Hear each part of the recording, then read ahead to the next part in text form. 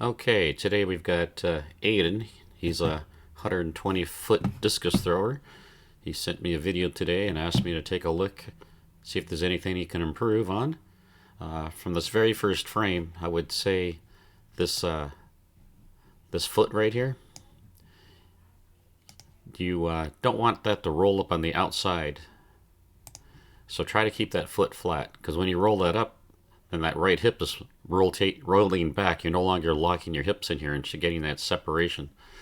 Okay, so that'd be the first thing.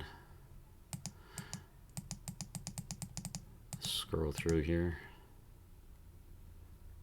I like how you've got both legs fully extended and you've got this left foot turned all the way to 3 o'clock. Then you turn the left knee and foot with the left arm right away. I like that. But you need to keep this right leg so you're almost in a cowboy or a saddle position right here. You want to keep this left leg and the knee out a little bit longer because you want to create a stretch here in your groin area here.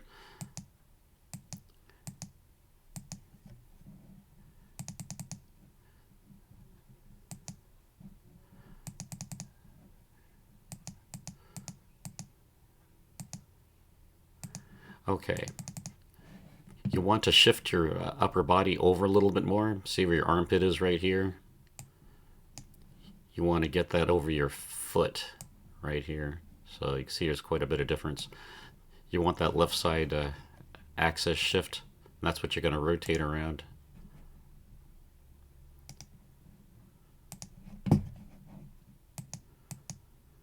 See, as this left knee drops, you're going to create some tension between the left and the right. Okay, you're going to keep your knees separated. Right here, you can see how you're leaning back. Okay, what you want is a forward lean. Kind of a, you want to be in a C position right here, where your chest is actually a little bit over your thighs. Okay. You can really see the leans getting worse here backwards. Okay, these are all simple things so far to work on, and I would work on in the order that I'm showing you too.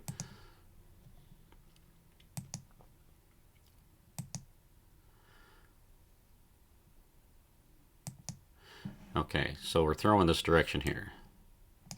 So you don't want your knee to go anywhere past probably the 6 o'clock direction.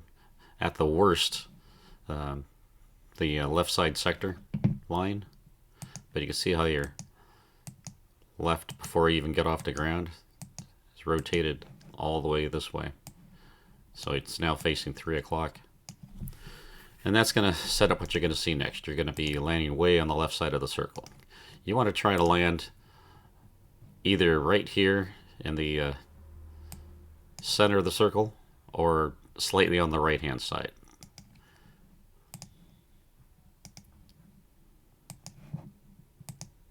Okay. See, we were trying to land right about here, and you can see how far you kicked over to the left side.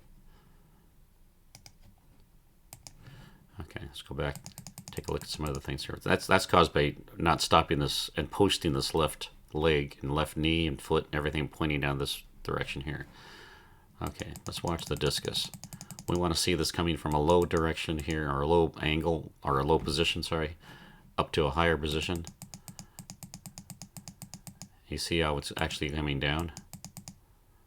You see the discus right here? You want that discus up even with your shoulders. Okay. So that happens when your right foot's at 6 o'clock. You want that discus up here at, I'm sorry, when your right foot's at 12 o'clock facing the camera here, you want your discus up at 6 o'clock, up at the high point. So you want to go from a low position here. You want that discus to be rising. Okay. The other thing is, your knees, they aren't too bad here. The only reason they look like they're far apart is because this left knee shouldn't be this far over to the left.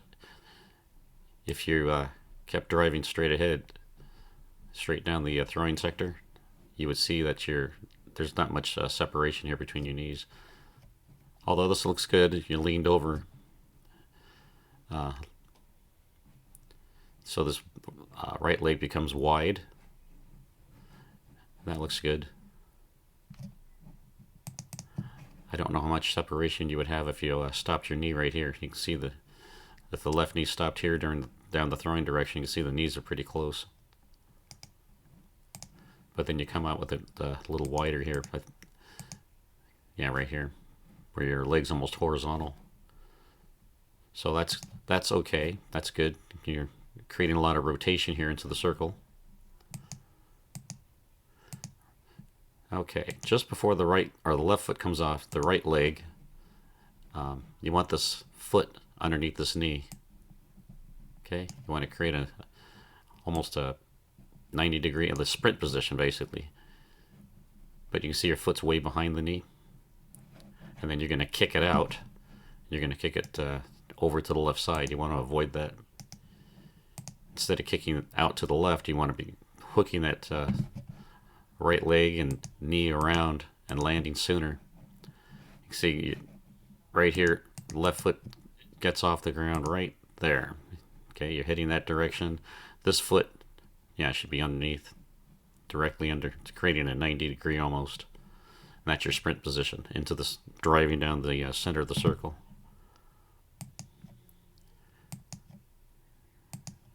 Okay, now you see this angle here with your right leg. You want that to be vertical. You don't want to have an angle and have your leg way out away from you. You want that foot to land right underneath your hip, right here. Okay. If you did that, and if you had this left leg maybe a little bit more horizontal and back towards 6 o'clock, that might be better. It would give you a faster rotation with that left leg. Coming out with it straight, it's not going to rotate as fast, so you want to have it bent. See how long it takes to land? Okay. Even landing way over here on the left with your left foot still is in a good position. It's behind to the left of your right foot, so it looks okay. You've jumped so far off to the left that you're out of the screen really right here. So let's take a look at what else we can see here.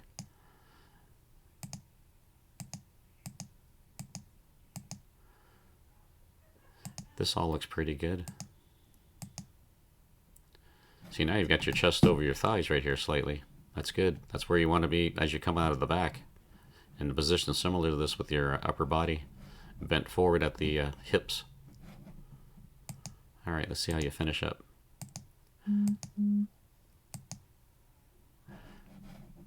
Okay, good. You're right here. You got the right hip. It looks like it's ahead of the left hip, and the discus is still in your hand. Looks like the release is almost even with your shoulders. A little bit low. But you can see in the previous frame it's a little bit low right here. Okay. You want to have as much radius as you can get here. Okay. That's why throwers with long arms do really well.